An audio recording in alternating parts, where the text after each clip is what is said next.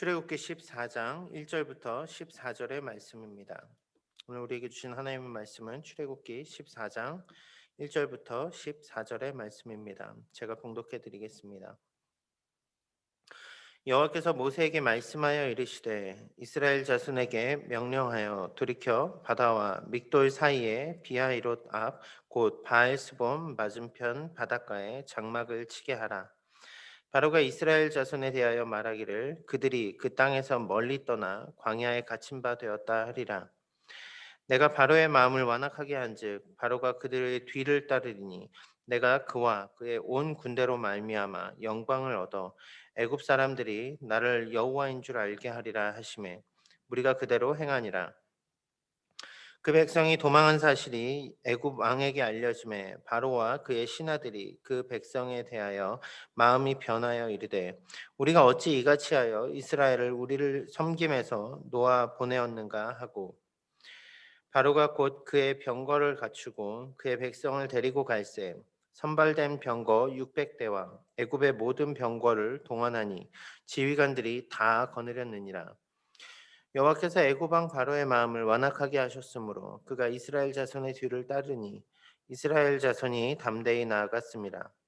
애굽 사람들과 바로의 말들 병거들과 그 마병과 그 군대가 그들의 뒤를 따라 바알스본 맞은편 비아이롯 곁 해변에 그들이 장막친 데에 미치니라. 바로가 가까이 올 때 이스라엘 자손이 눈을 들어 본즉 애굽 사람들이 자기들 뒤에 이른지라 이스라엘 자손이 심히 두려워하여 여호와께 부르짖고 그들이 또 모세에게 이르되 애굽에 매장지가 없어서 당신이 우리를 이끌어내어 이 광야에서 죽게 하느냐 어찌하여 당신이 우리를 애굽에서 이끌어내어 우리에게 이같이 하느냐 우리가 애굽에서 당신에게 이른 말이 이것이 아니냐 이르기를 우리를 내버려 두라 우리가 애굽 사람을 섬길 것이라 하지 아니하더냐 애굽 사람을 섬기는 것이 광야에서 죽는 것보다 낫겠노라.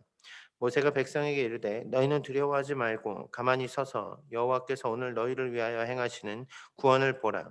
너희가 오늘 본 애굽 사람을 영원히 다시 보지 아니하리라. 여호와께서 너희를 위하여 싸우시리니 너희는 가만히 있을지니라.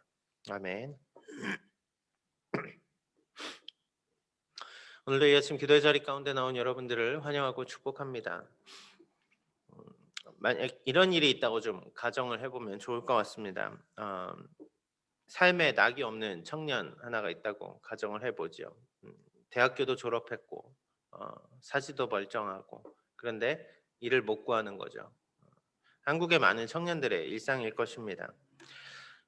일도 없고 계속 이렇게 무기력하게 지내다 보니까 사람이 너무 갑갑하고 힘들겠죠. 그래서 보다 못한 그 청년의 삼촌이 일자리를 구해줍니다. 아는 사람에게 힘겹게 얘기해서 일자리를 구해주고 일을 시작하게 됩니다. 아마 이 청년이 처음 느낀 감정은 삼촌 정말 최고라고 말하는 삼촌이 정말 일자리를 구해줘서 이제는 번듯한 사회 첫 직장인으로 사회 생활을 할 수 있게 됐다고 감사하면서 첫 월급을 타면 선물도 하고 그러겠죠. 은혜라는 표현입니다. 삼촌의 은혜를 입은 겁니다. 근데 회사를 다니다 보니까 좀 불편한 상사도 생기고 일도 힘듭니다. 주변에서 낙하산이라는 시선도 있고 일이 또 적성에 잘 맞지 않는 것 같아요. 하루하루가 지옥 같은 날들이 시작이 되는 거죠. 그때 이 청년의 감정은 어떨까요? 차라리 백수로 지낼 거야. 삼촌은 좀 죄송합니다 이런 표현 써서 이따위 회사를 연결해줘서 나를 힘들게 하는가. 나중에 삼촌을 보면 막 이상한 곳에 보냈다고 원망을 하는 거죠. 여러분 되게 철없는 모습 아닙니까? 되게 철없어 보이는 모습 아닙니까? 이 친구는 자기가 스스로 직장을 구한 것이 아니라 삼촌의 도움을 받아서 은혜롭게 직장에 들어갔습니다. 그런데 일이 힘들어지고 일상이 힘들어지고 문제가 생기니까 누구를 원망해요? 삼촌을 원망하게 되더라는 거죠. 실은 이 상태, 인간의 낙심한 상태에서 구원받았다 말하는 우리가 구원받은 감격을 잊은 채 힘든 일이 조금 생기면 자꾸 구원해 주신 하나님께 하나님 왜 이렇게 합니까? 라고 불평하고 불만하는 우리의 모습이 실제 이 철없는 청년의 모습과 같다라는 얘기죠. 아니요, 실은 오늘 본문이 말하는 것이 이런 현상이라는 것입니다. 이스라엘이 노예 생활 가운데 구원함을 입습니다. 그리고 노예 생활을 끝으로 이제 그 젖과 꿀이 흐르는 땅 가나안을 향해서 나아가는 은혜를 누리죠. 얼마나 기뻤겠습니까? 얼마나 즐거웠겠습니까? 하나님이 눈앞에서 불기둥과 구름기둥으로 행하시는 것을 보며 얼마나 감사했겠냐는 거죠. 그런데 오늘 위기가 첫 번째 위기가 다가옵니다. 그런 상황에서 이들은 그들의 신앙이 한 번에 무너져 버리는 것을 보게 된다라는 거죠. 오늘 본문은 실은 두 가지 사건을 다루고 있습니다. 무엇입니까? 죄로 가득한 바로가 마음을 돌리는 사건과 출애굽한 이스라엘이 그 은혜를 잊은 채 하나님과 모세를 원망하는 그 두 가지 모습을 담고 있다라는 얘기죠. 삶의 여러 모습 속에서 우리는 신앙인으로서 어떠한 방향성을 가지고 살아야 될까요? 오늘 본문을 통해서 우리는 같이 고민하며 그 답을 찾아보고자 합니다. 말씀 가운데 오늘도 큰 은혜를 누리는 여러분 되시길 소원합니다. 어제까지 본문을 살펴보면 이제 10가지 재앙이 모두 마쳤습니다. 그리고 자유인이 되었습니다. 이스라엘 백성들은 노예라는 아주 어렵고 힘겨운 상황, 그것도 건축을 하는 벽돌을 굽는 정말 그 고난과 고역의 삶에서 진정한 자유함을 누리게 됩니다. 그들에게 주어진 이스라엘 백성, 이제는 민족이죠. 그 한 나라의 백성에게 주어진 유월절 규례에 대해서 하나님이 어떠한 은혜로 너희에게 내리셨는가 대대손손 기억하라 말씀하시고요. 또 이스라엘 백성들이 광야를 지나가는 그 여정 가운데서도 하나님은 여전히 그들에게 불기둥과 구름기둥으로 함께 하시며 그 앞길을 인도해 주시는 놀라운 은혜를 보여주십니다. 그들의 눈앞에 늘 하나님의 임재를 볼 수 있었고 그들은 하나님의 보호하심과 함께 길을 걸어갔습니다. 두렵지 않았습니다. 하나님의 주시는 축복만을 바라보며 그들의 길이 오늘 홍해 앞에 다다랐습니다. 이제 본문은 그 하나님의 계획에 대한 것들을 좀 더 자세히 알려주시며 그 하나님의 구원 계획에 오늘 그 출애굽에 어찌 보면 애굽의 마지막 마침표를 찍는 장면이 오늘 본문에 등장한다라는 얘기죠. 먼저 본문 1절, 2절 말씀을 보면서 오늘 본문이 어떻게 시작하는지 한번 살펴보겠습니다. 여호와께서 모세에게 말씀하여 이르시되 이스라엘 자손에게 명령하여 돌이켜 바다와 믹돌 사이에 비하이롯 앞 곧 바알스본 맞은편 바닷가에 장막을 치게 하라. 본문의 시작은 하나님의 계획이 있음을 모세에게 알려주십니다. 특별한 계획이 있다라는 얘기죠. 하나님이 모세에게 무엇라고 말씀을 하십니까? 바다와 믹돌 사이에 비하이롯 앞 바알스본 맞은편 바닷가에 장막을 치라는 것입니다. 바다와 믹돌 사이 이렇게 말한다면 바다가 뒤에 있고 바로 그들이 바다 앞에 진을 치게 되는 그러한 모습이 됩니다. 현재까지도 이 위치가 어디일까라는 논의들은 신학자들 사이에서 많이 되고 있지만 아마도 홍해 북부 지역 위치에 있는 곳이 아닐까 많이들 생각을 합니다. 왜요? 어쨌든 그들이 홍해 앞에 서서 그 앞에 진을 쳤다라는 것이 진을 쳤는데 그것이 광야를 질러서 가나안으로 가는 여정이기 때문에 그렇습니다. 성경은 이 그 바다 앞에 진을 친 이유를 바로의 마음을 움직이기 위한 목적을 가지고 진을 치게 하셨다라는 하나님의 뜻을 보게 됩니다. 3절 4절에 이렇게 나오죠. 바로가 이스라엘 자손에 대하여 말하기를 그들이 그 땅에서 멀리 떠나 광야에 갇힌 바 되었다 하리라. 내가 바로의 마음을 완악하게 한즉 바로가 그들의 뒤를 따르리니 내가 그와 그의 온 군대로 말미암아 영광을 얻어 애굽 사람들이 나를 여호와인 줄 알게 하리라 하시매 우리가 그대로 행하니라.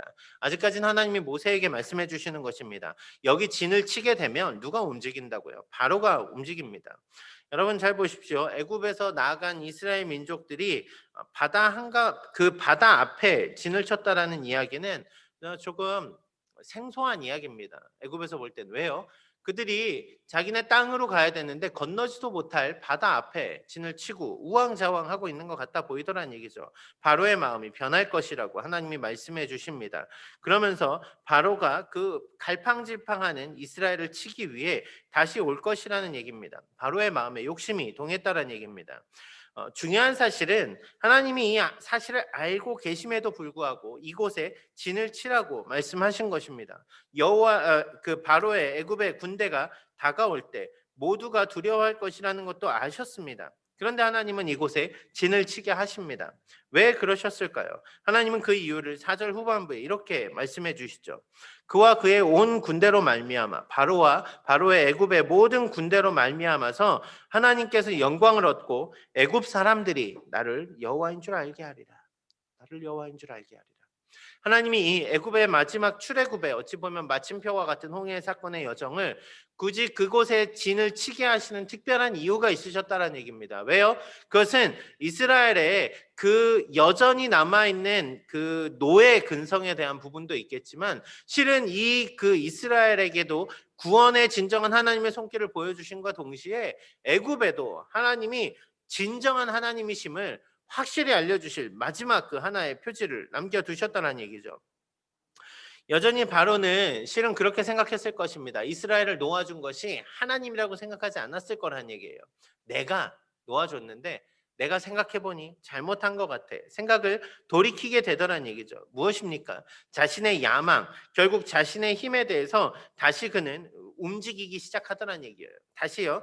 그는 그의 죄성이 다시 그의 마음에서 움직여서 그가 역동적으로 그의 하나님의 백성들을 치는 일에 가담을 하는데 그것이 바로 그에게는 멸망의 길이고 그것이 바로 애굽인들에게는 하나님을 드러내는 길이 되더란 얘기입니다. 이 일은 지금까지 모세에게 하나님이 하신 말씀이었습니다. 그리고 본문 5절부터는 이 일이 실제로 어떻게 일어나는가가 이제 기록이 됩니다. 5절 말씀입니다. 그 백성이 도망한 사실을 애굽 왕에게 알려주매 바로와 그의 신하들이 그 백성에 대하여 마음이 변하여 이르되 우리가 어찌 이같이 하여 이스라엘을 우리를 섬김에서 놓아 보내었는가 하고 마음의 변화가 일어나죠. 여러분, 이 첫 번째 모습은 죄 앞에 무너지는 인간의 모습을 보여줍니다. 그들이 죄로 인해서 고통받던 일들을 잊고 바로 다시 마음을 돌이켜라고 말하는 거죠. 앞서 말씀드린 것처럼 이스라엘이 건너지도 못할 광야 그 바다 앞에 진을 쳤다라는 소식을 듣자 애굽 사람들은 역시 그 무지한 노예와 같은 이스라엘들을 보게 되는 것입니다. 바로의 마음이 다시 변합니다. 그 노예, 그들을 다시 불러오자라는 것입니다. 왜 우리가 굳이 그들을 놓아주었는가? 이미 잃을 건 잃었어요. 자식들은 다 죽었습니다. 하지만 잃을 것은 잃었지만 지금 시간이 얼마 지나고 보니 자신들이 겪었던 죄의 결과는 보이지 않더란 얘기입니다. 다시 마음이 움직여서 다시 죄를 짓기로 그 마음이 변하게 되었다는 얘기입니다. 여러분, 그런데 놀라운 것은 이 일이 바로의 마음에만 일어난 일이 아니었다는 얘기입니다. 자신들의 공사에 차질이 생기고 자신들의 피라미드를 세우는 일, 도시를 세우는 일에 문제가 생기니까 백성들의 마음에도 변화가 생겼다는 얘기죠. 죄가 점점 오염이 됩니다. 죄로 인한 결과, 그들은 죄의 결과를 분명히 눈앞에 봤지만 다시금 그것을 잊고 더 큰 죄를 범하기 위해서 치밀하게 준비를 하고 나아갑니다. 어떻게 나아갑니까? 6절 7절입니다. 바로가 곧 그의 병거를 갖추고 그의 백성을 데리고 갈새 선발된 병거 600대와 애굽의 모든 병거를 동원하니 지휘관들을 다 거느렸더라. 지휘관 600명이 움직였다라고 하면은 이것은 대단한 일입니다. 실제로 병거 하나가 당시 고대 전투에서는 그 100명의 보병과 맞설 수 있다라고 한다라는 계산을 본다라면 실제로 병거가 6만 정도의 군대가 아주 좁은 지역에 밀집해서 한 지역을 타격하는 것이기 때문에 60만 이상의 힘을 낼 수 있는 그런 놀라운 군사력을 준비하고 나아갔다는 얘기입니다. 온 나라의 군대가 다 모여서 나아가는 것입니다. 모든 애굽의 모든 병거가 동원되었습니다. 완악한 마음으로 이스라엘을 잡기 위해서 자신이 가진 최고의 것을 아주 날카롭게 그 칼날을 갈아서 달려나가는 애굽의 모습을 보게 됩니다.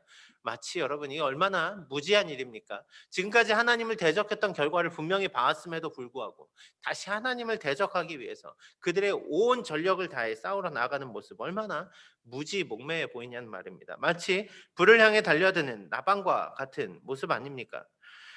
죄를 잊고 죄에 젖어 사는 우리의 모습이 실은 이런 모습과 같다는 얘기입니다. 죄를 향해서 우리가 죄에 발을 담그고 살아갈 때 죄를 향해서 실은 더 깊이 발을 담그고 살아가게 되는 우리의 모습이 마치 오늘 이 애굽의 모습과 너무 똑같아 보이더라는 얘기라는 거죠.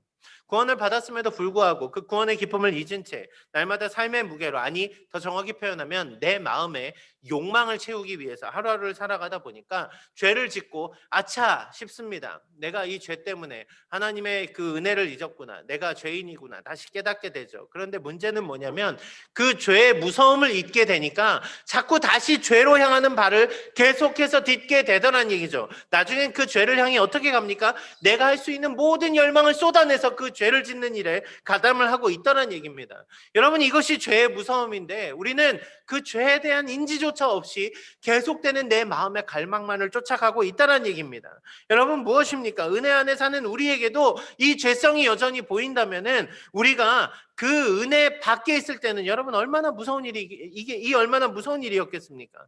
그렇다면 오늘 말씀을 보면서 우리는 분명히 보아야 된다는 얘기입니다. 그 죽음의 길을 향해 가는 바로의 모습을 쫓아가는 것이 아니라 우리는 죄 앞에 무너지는 우리의 모습을 뒤로 하고 다시 하나님을 향해 은혜로 나아가는 그 결단이 우리 안에 필요하다는 얘기죠.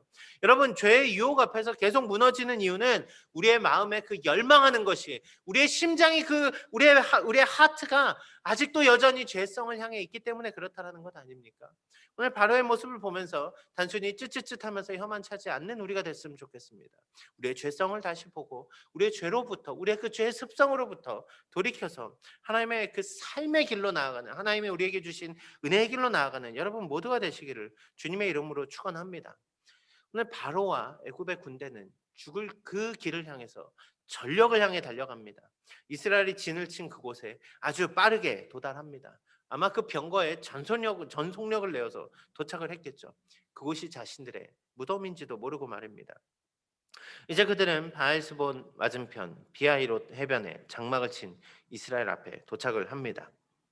성경은 이제 이 시선이 이스라엘 백성들의 시선으로 변하여서 이스라엘 백성들이 이 상황을 어떻게 대하는지를 우리에게 보여줍니다. 고난 앞에 얼마나 쉽게 무너지는가, 이스라엘의 모습을 통해서 우리에게 또 다른 도전을 주고 계시더란 얘기죠. 본문 10절 말씀입니다. 바로가 가까이 올 때 이스라엘 자손이 눈을 들어 본즉 애굽 사람들이 자기들 뒤에 이른지라 이스라엘 자손이 심히 두려워하여 여호와께 부르짖고. 여기 10절 말씀해 보면 바로가 가까이 올 때 이스라엘 자손이 눈을 들어 보았다라고 말을 합니다. 눈을 들어 보았습니다. 그랬더니 거기에 애굽의 군대가 있었습니다.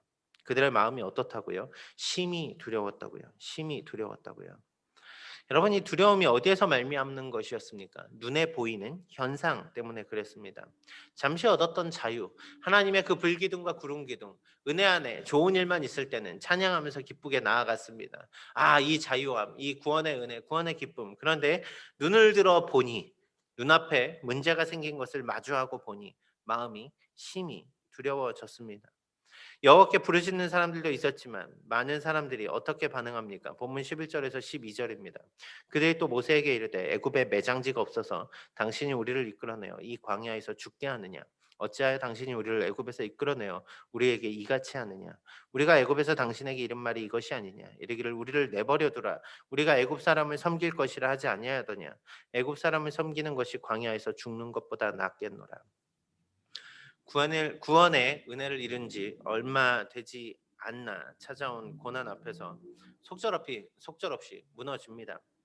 이스라엘 백성들은 모세를 향해서 원망을 하기 시작합니다. 아니요, 더 정확히 표현하면 자신들을 구원한 하나님을 향해서 원망하는 것입니다. 우리가 언제 구원해 달라 그랬습니까? 우리가 언제 우리의 이 새로운 꿈을 향해 나아가게 해달라고 말했습니까? 그냥 노예로 살아도 됐을 것을 왜 굳이 우리를 구원했습니까? 여러분이 얼마나 무지한 이야기입니까? 여러분, 노예로 사는 삶이 어떻게 좋을 수 있습니까? 그들이 힘들어서 부르짖던 그 모습은 어디 갔습니까? 그런데 오늘 작은 어려움이 닥치자 이제 광야에서 죽는 우리라고 표현을 합니다. 광야에서 죽는 우리. 광야에서 삶도 하나님과 함께할 때 기쁨이었는데 지금 문제를 보니까 이 광야도 너무 그 처절한 절망의 자리로 보이더란 얘기죠. 그냥 노예로 사는 것이 낫다 말하는 이 백성 얼마나 철없고 한심합니까?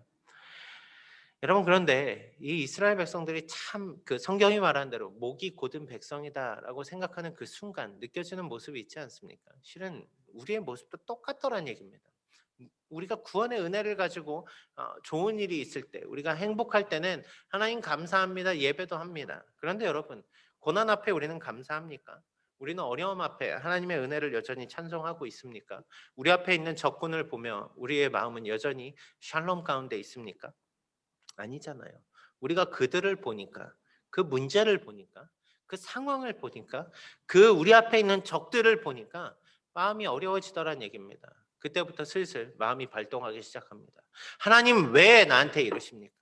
하나님 왜 나에게 이런 일이 벌어집니까? 하나님 내가 너무 힘든 거 안 보이십니까?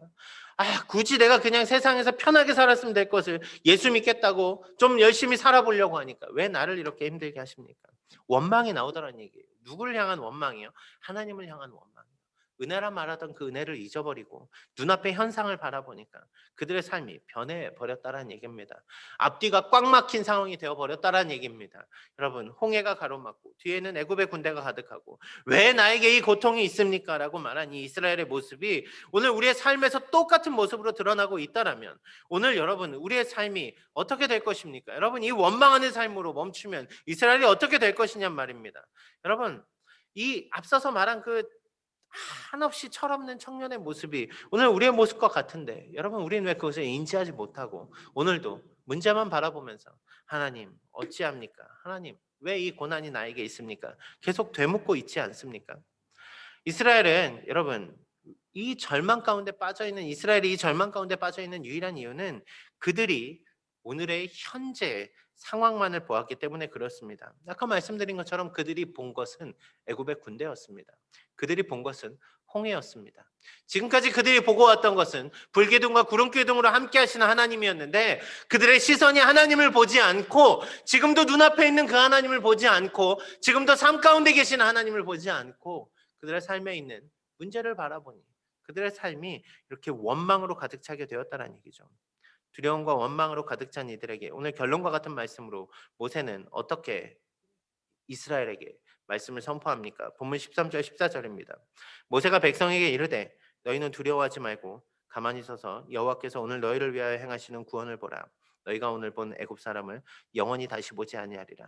여호와께서 너희를 위하여 싸우시리니 너희는 가만히 있을지어다. 모세가 이야기하는 것은 그것입니다. 너희가 애굽 백성들 애굽 군대를 보고 두려워하고 있지만 모세가 하는 이야기가 무엇입니까? 여러분 너희를 위하여 구원을 행하시는 하나님을 보라고 말하는 것입니다. 애국 군대를 보지 말고 하나님을 보라고요. 그러면 지금 눈앞에 있는 그 애국 군대는 너희 눈앞에서 다시 보이지 않을 것이라고요. 왜요? 하나님이 일하시는 것을 보게 될 것이니까요. 하나님이 하시는 일을 보게 될 것이니까요. 하나님이 구원을 어떻게 이루셨는가를 보는 그 사람들은 오늘 우리의 삶에서 여전히 구원을 이루어 가시는 하나님의 은혜를 볼 것이란 말입니다.